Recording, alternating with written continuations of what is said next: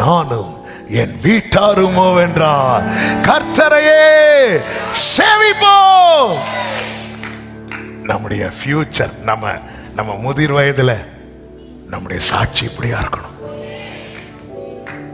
நானும் என் வீட்டு. ஏன் இது எப்படி யோசுவாவே சாத்தியமாச்சுன்னா அவர் தனியா இருக்கிற நாட்கள்லயே கர்த்தருக்குன்னு எதையாவது செய்யணும்.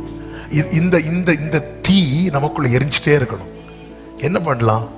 சரி, நம்ம கூட நல்ல நெருங்கி பழகிறவங்க, அவங்களுக்கு ஆண்டவரை பத்தி தெரியாது, அவங்க ஒரு வருத்தத்துல வேதனையில நம்ம கிட்ட பேசும்போது ஏன் அவங்க கிட்ட ஆண்டவரை பத்தி சொல்லக்கூடாது?